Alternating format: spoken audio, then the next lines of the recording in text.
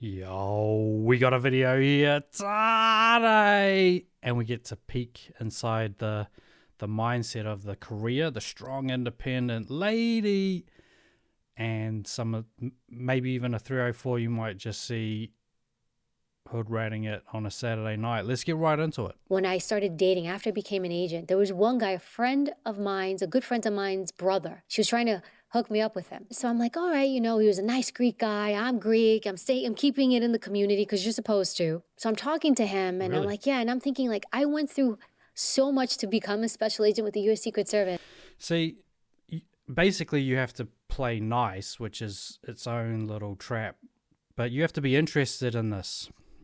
You might have already worked a crazy job, but now you have to be interested in a career that might earn a fraction of what you're bringing to the table.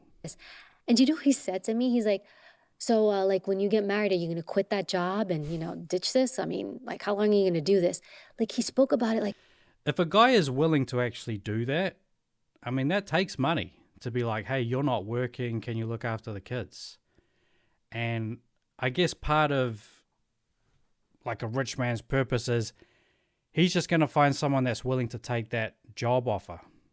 I mean, why hire a nanny when you can just marry her and she can look after the kids? I mean, it's a weird scenario that if you're earning enough money, she still wants to earn not as much and not look after the kids. So it's like, well, what's the point in having kids? It was nothing. Like it was trivial. And I heard that and I was just like, wait, what? It's like, dude, you couldn't get into the Secret Service if like with all your might. His success was wealth and money. And some cultures, including mine and the community I was in, they measured success with money. Like what I would. Well, they do to a degree. I mean, money makes the world go round. Unfortunately, but that is the case. Was doing was not successful. But I had the ability to be sovereign enough to like not listen. I was just like, no, that's not my belief system, my moral compass. And I stopped caring. Then I dated another guy who knew I was in the Secret Service. And I really liked this guy. It was this Italian kid. And I'm thinking he's going to be so proud of me. I got in and we went on. Again, she has a very like weird view of this job. I mean, you think about modern day Secret Service. It doesn't look that great. I mean, who remembers this old meme where you can't even put it back in the holster?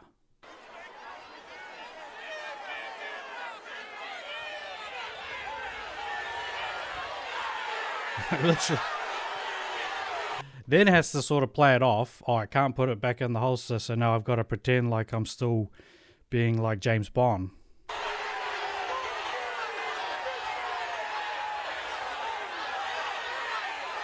And eventually you just put it in that big old buckle somewhere. I mean, what's the point in the holster? On this date and he had just broken up with someone. Steven, like he was so uncomfortable around me. Why? Because I was an agent. I was like a freak show. It was weird. I think today's a little different maybe at that time. Do you think men struggle with strong women? I think certain. I mean, that's just... Beta! Talk about pandering to your audience. I mean, and granted, that's what people do. Men do. I think men who are not confident in themselves, if you're steady, you don't care what somebody else is. You're cheering for them. Well, then, hypothetically, she shouldn't have cared what he thought, what the hypothetical rich person thought about, hey, are you going to hang up the cleats when we pop out a couple of these Greek babies because we got to keep it in the community? Like you said, I mean, you technically said that. I ended up dating an agent and marrying him. So because my husband's so steady and sovereign in himself, I could do whatever. And he'd be like, you go. When I started... Well, that sounds like Beta! that you could do whatever. There's no boundaries, according to her. But again, that's not that uncommon to just marry within your industry. People that do certain illicit activities, they normally marry in that community because they know the score. And then sometimes you get a bit older and you need to, unfortunately, widen your options. But this one's actually telling you to go for maybe to focus just on the bad option. Honestly, if I was a man, I would only date single mothers or people or mothers, period. Because I'm gonna stop you there. Let me get an explanation to that. I feel like motherhood changed me so much, and although I'm married, I'm not single. It's not because my mental isn't married. And that's actually part of the problem. You have changed, and now you're going to have to put up with those different changes. You know what I'm saying? My mental is my mental. Yeah. So when I tell you, a lot of stuff about me changed. I value myself more. I value my time more. I don't really give my time and my energy to shit that just don't. So like after you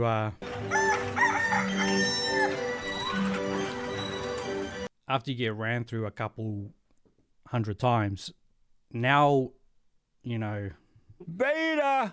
you got to do everything right. Bring out the flowers. Bring back flowers.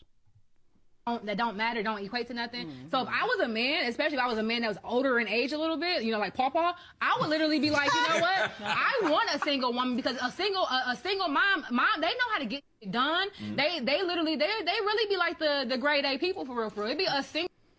They're the best. I mean, she's not biased. She hasn't got any skin in the game, but you know, take her word for it, straight up.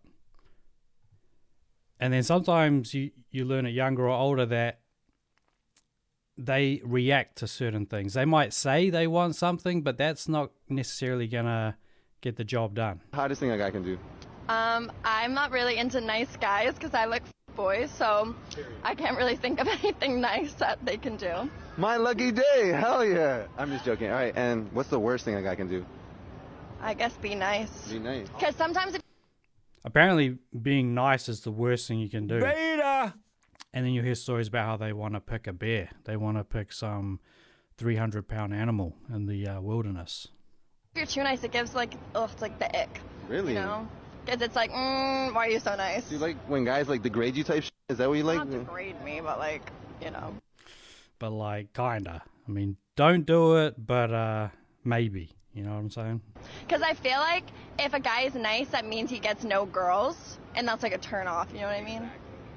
Yeah. Unfortunately. Yeah. But then I'm on social media like, I want a guy that gets no bitches, but that's just not true. So. Okay. So unfortunately, you have to go with the actions and not with the words, because people can lie. You know, welcome to the world. But hit that like button. It takes 1.5 seconds.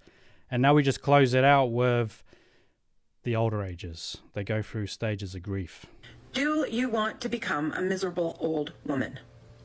I don't think any of us do. But women, you've seen those women out there.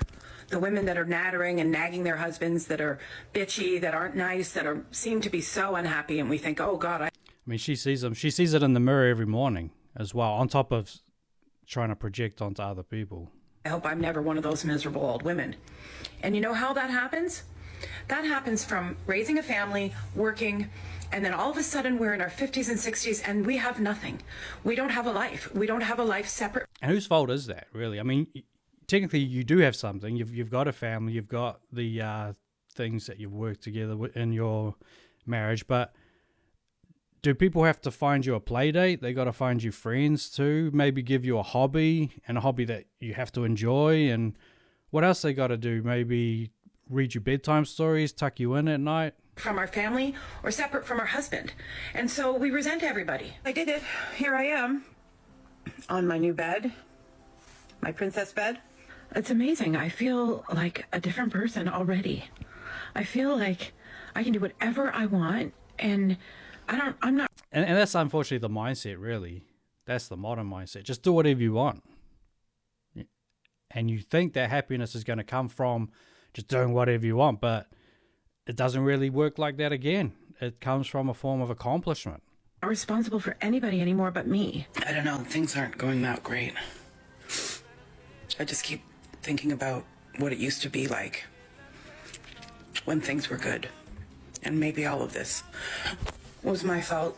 Maybe I'm selfish, narcissistic. Maybe it's me. Maybe. That is an option. At least that's on the table, because, again, that's another problem. People won't even admit that I could be a problem. It has to be this 100% blame. It's like there's layers to it. You have to accept what you've done wrong, and you have to accept what other people have done wrong. It's a little more complicated. Yeah, I'm the one. I'm kind of struggling. all that fake, all that happy, oh, I'm doing so great. I think I was in shock. And now it's coming like into reality, and I just don't know what my life's gonna be like. I can't seem to remember anything bad. I just remember all the good things. The last few days have been super traumatized. I will say, though, that maybe you need to write a list of the good and the bad things, because people might forget over times and they just want to go to nostalgia mode on the good times. There's also a reason sometimes why things end. And you have to kind of remember, again, why did you let something go that was hypothetically so great? I think for me, my own fault. It's always my fault. But anyway, That's a deflection to say it's always my fault. Because you're trying to say that it isn't your fault on certain things. Again, we all have to accept our faults. We make faults, and when we don't recognize or accept them, we deflect with, "Oh, well, it's always me," or "I'm always in the wrong," as they try to be right. I didn't know. Well, I guess I did know, but that I would have this really strong reaction physically, trauma reaction to finding out that my estranged husband has been having a new relationship. You can't imagine your husband and your children having a great... I always wonder how come some people get back into it, but realize that as a divorced guy, you're potentially a mark. Her mother hears about the divorce through someone and says, "Hey, well, this guy's willing to settle down. He's at least showed that trait." That's like half the problem for the ladies. They got to find a guy that actually wants to stick around. They can have these one night stands. I mean, fair enough. Hit the parties, hit the clubs. But are people sticking around for long hauls? It doesn't seem so. Time without you or with a new woman. And I think the hard part is that because I've been with him for so long, since I was 18, for him to be in a relationship where he is in one. I mean, that's almost rare in a sense of a lot of the times the ladies are the ones that actually have the backup in play, in the friend zone. We've heard about that. I mean, he obviously decided to get back out and, get back on the saddle, so to speak. But anyway, gents, we're going to leave it right there. As always, thoughts, comments, but low. And hit that like on the way out. It takes 1.5 seconds. And smash that subscribe button for good luck. And we'll see you on the next one. Peace out.